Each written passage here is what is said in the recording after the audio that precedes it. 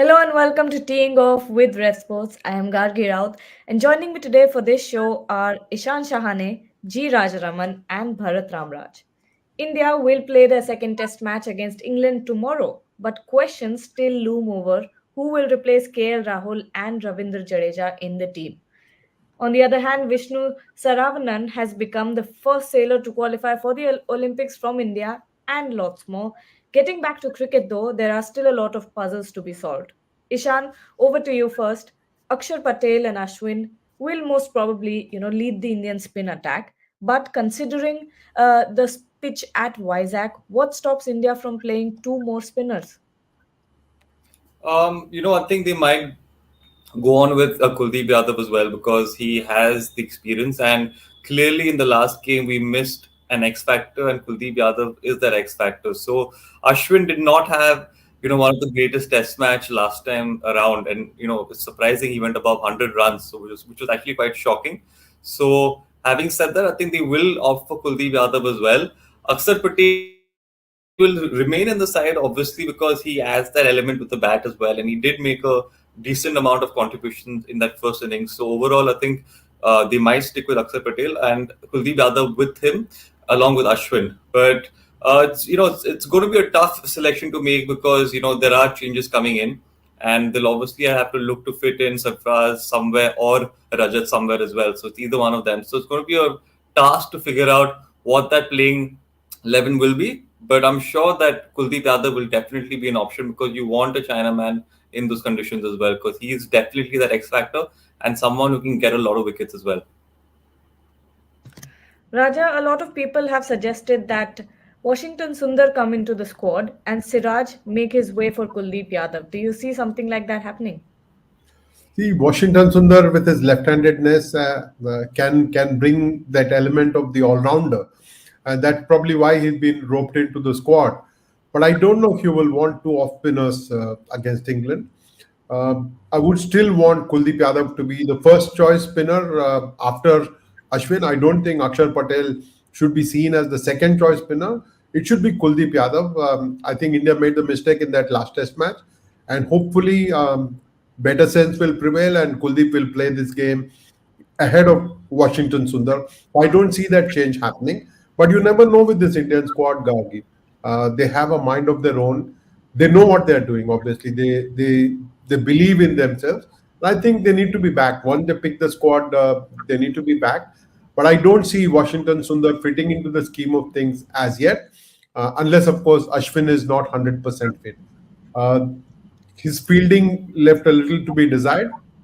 And I think that could be one reason why he's being put under pressure by getting in Washington Sundar. But I don't see him playing this test match, Gargi. And Bharat, a lot of people are going for having four spinners in the team. But the Vizag pitch might also have a lot of scope for reverse swing, let's say. Is it a good idea to have four spinners and only have one person in between on a surface like this? Without seeing the pitch, it's difficult to say. But yeah, one thing I would say about Vizag is the pitch tends to keep low. So as the match progresses, you might get some abrasive surfaces there. So your swing could come into play, old ball swing. But again, I can counter it by saying Mohammad Siraj is not known for generating old ball swing or contrast swing or reverse swing. He's not known for it. He's known for oval seam. There is another point of view that says with it being sort of closer to sea or whatever the effect is, you get a little bit of swing there. I've seen it myself. Even when he was at his absolute worst in 2016, Jimmy Anderson got to swing there. All his four wickets, I guess, in that series came in that particular test. I've seen Ravi Rampal getting a little bit of swing, Umesh Yadav getting a little bit of conventional swing. I don't know what exact reason you get a little bit of swing there, but considering all that, I guess India will go for three spinners only. I obviously expect the pitch to be on the drier side. Definitely, but not too sure. I think India will go for four spinners. And Devashish Sen was at the England and India practice sessions yesterday. And here are all the updates from the ground. Hi, this is me, Debashis for RevSportz, and We are just a day away from the second test match between India and England, which will be played here in Vizag. As far as the Indian team is concerned, obviously the biggest consensus will be who's going to replace KL Rahul, whether it's going to be Sarfaraz Khan, who has a tremendous outing against England Lions, and he has been scoring truckload of runs in domestic cricket, averaging almost 70, scoring to almost 4,000 runs, or whether it's going to be Rajat Patidar, who has also looked good, who has been a decent batter in domestic cricket. As far as the practice session goes, yesterday we saw both of them getting an extended session in the nets. It was good on the part of Captain Rohit Sharma to have a chat with the youngsters, Sarfaraz.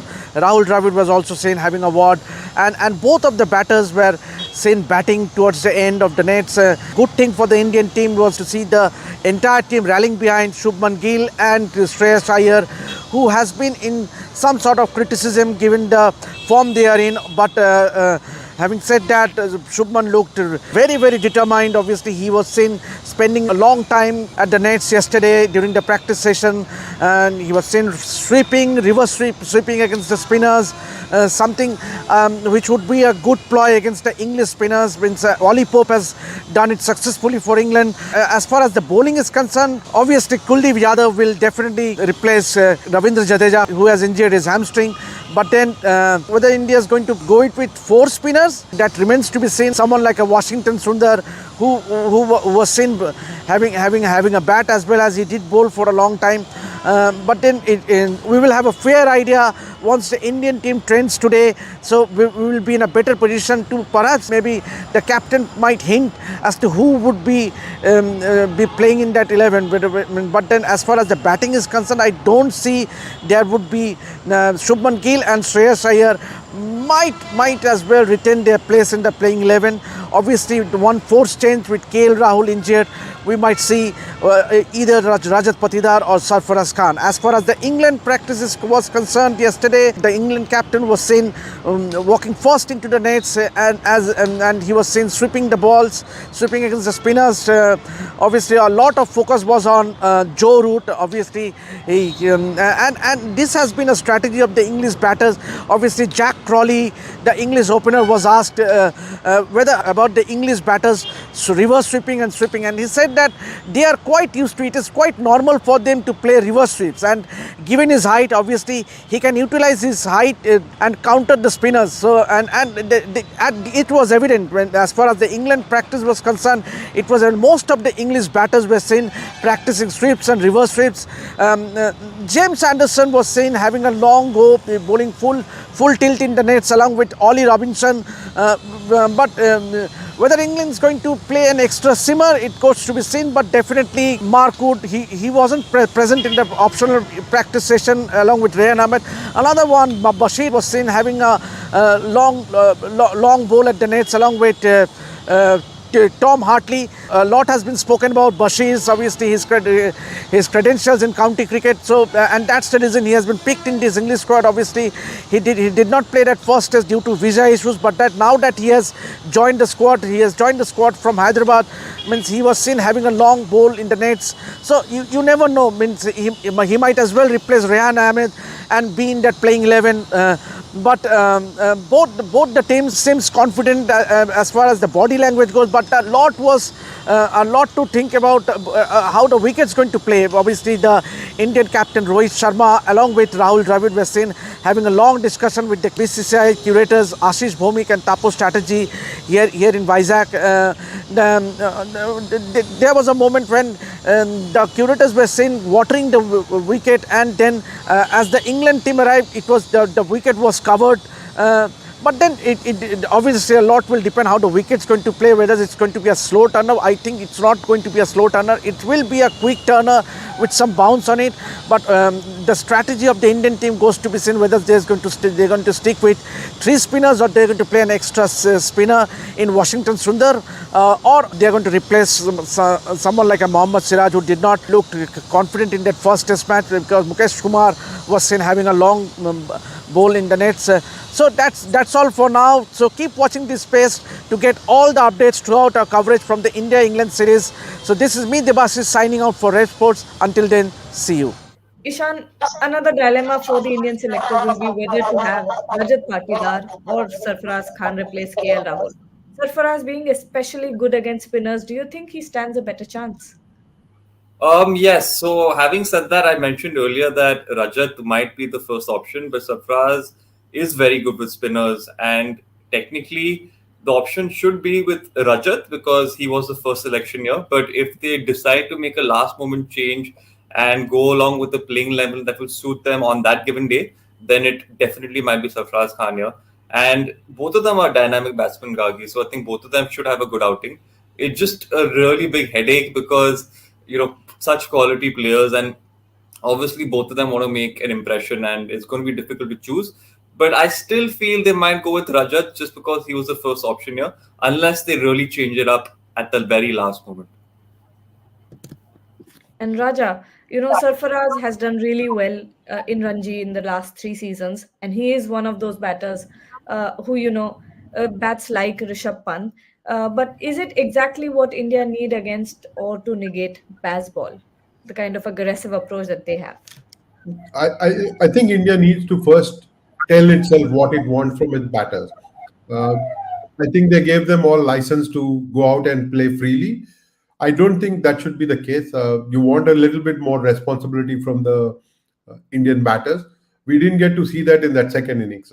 Even in the first innings, a lot of them got good start, did not go on to get that big score that India really needed. So you want them to be accountable. You want them to show some responsibility, understand the match situation, and play accordingly.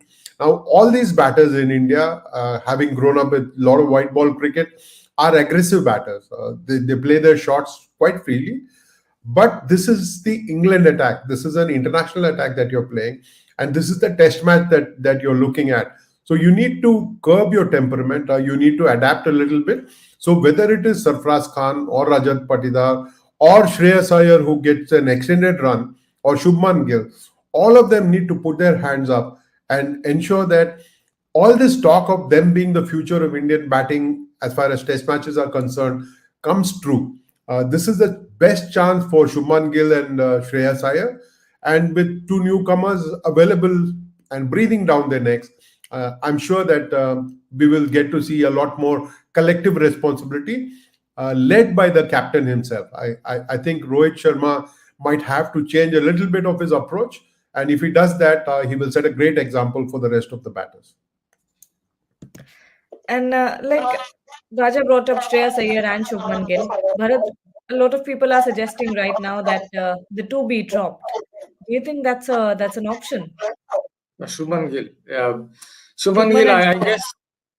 Right, yeah. See, Shubman Gill is, especially Shreyas Iyer, if you look at his game, is not exactly tailor-made for Test cricket. The way he plays, stays sort of leg side of the ball. He's someone who stays deep.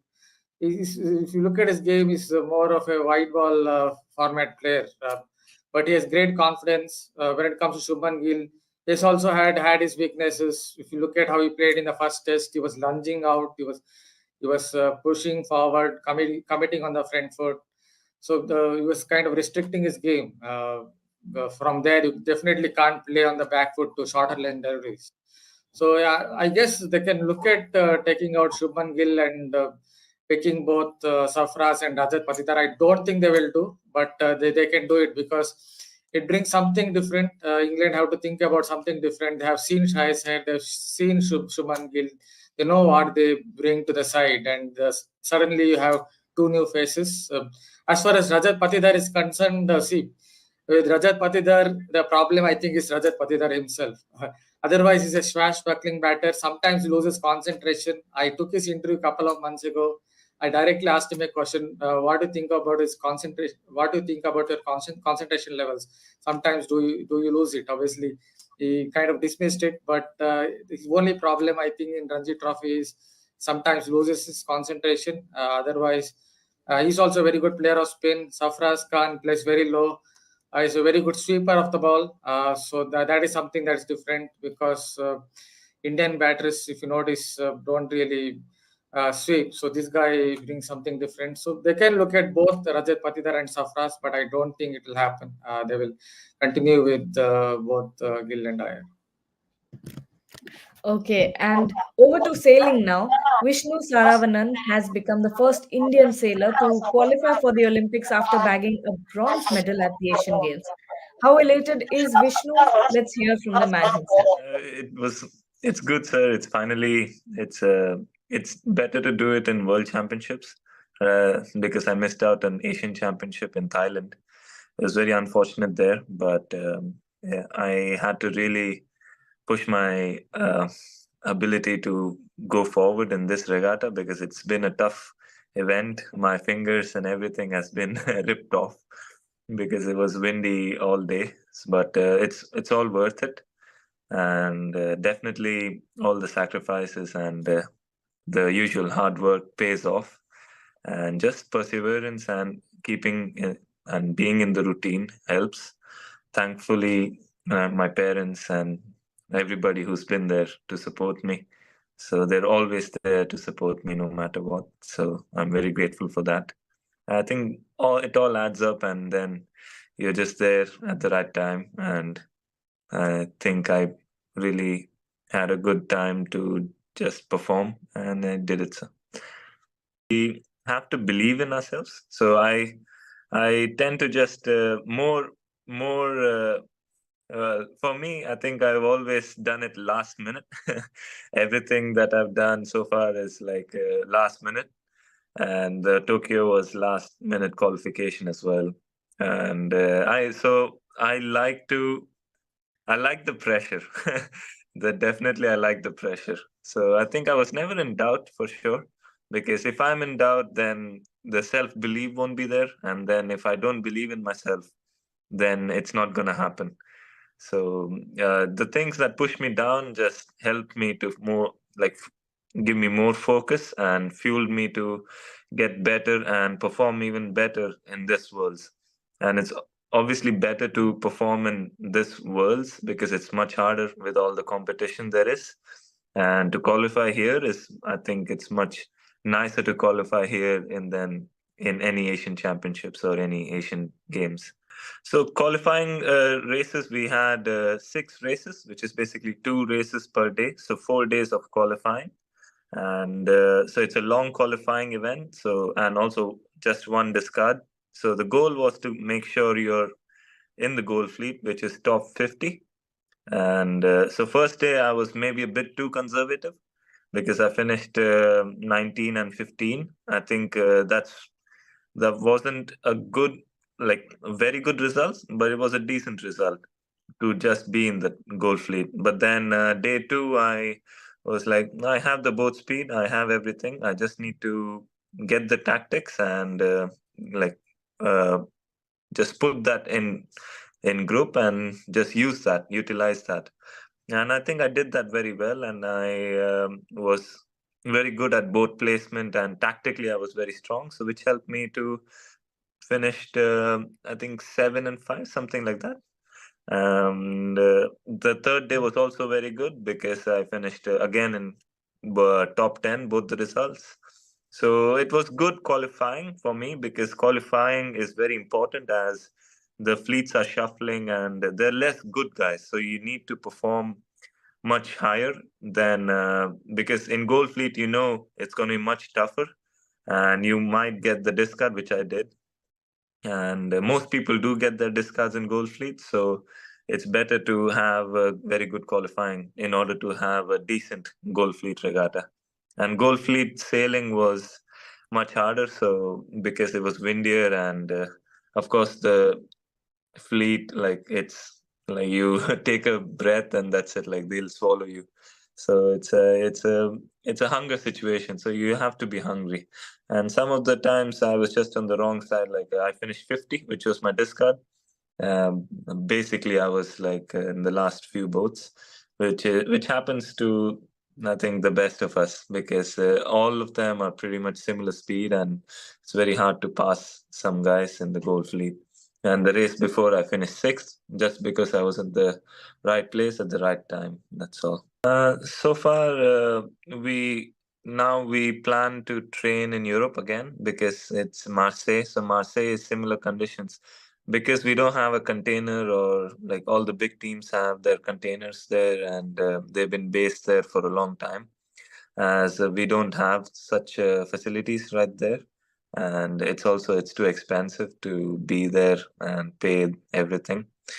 So we are going to go to somewhere which is similar to Marseille conditions, where Malta is pretty good and Valencia is pretty good.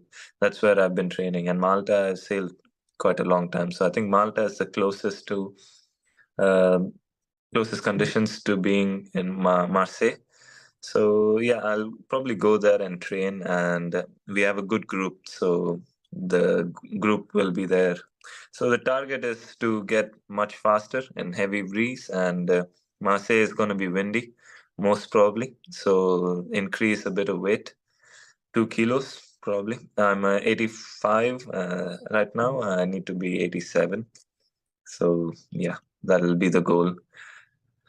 Technically has to be much stronger, and then tactically the starts are quite important, so I need to work on my starts. So that's what we discussed. So yeah, uh, I think it hasn't sunk yet, like about the qualification. I thought it was after Tokyo Olympics. I thought it was supposed to happen, like because it's always going upwards, and Paris was just about to happen. So once you've done it, I think it's just going upwards. So I really didn't think anything about that. So I just want to get in the future. I just want to get a medal for India in the Olympic Games. That's the whole target. So when I beat that, I think I'll be more appreciative of what I've done. Raja, why don't you reflect back on Vishnu's journey because it's been an incredible one. Yes, the Olympic Games last time in Tokyo, he finished 20th, and we all believe that he had it in him to race against the best in the world. But somewhere he seemed to dip a little bit. In the World Championships of Sailing at The Hague last year, he finished 37th, where if he had finished in the top 25, he might have made it to the Olympic Games as early as August last year. Asian Games was a bit of a disappointment. He was disqualified in a race and then ended up with a bronze medal when he was actually gunning for gold. And then the Asian Sailing Championship was his third opportunity to qualify for the Olympic Games. Unfortunately, again, there he had problems, and maybe the cancellation of the medal race led to his finishing fourth out of the medal bracket. But to have bounced back from all that disappointment and then to have done really well in the qualifying races, the first six races that he had in Adelaide, he did really well with four top 10 finishes. And then he had another top 10 finish in the first of the four final races. A terrific performance overall, showed that he has it in him to rub shoulders with the best, and then to try and outwit them. He can actually be a top 10 sailor in the world. At the moment, I think he's ranked 16th. The rankings are not out, but to be ranked world number 16 in laser class, a terrific effort on his part. He's lived away from home for much of the last 4 years, has done really well, basing himself out of Malta, finding a very good coach and working with him for the last 4 years. Vishnu is easily the best sailor we've had in a long, long time.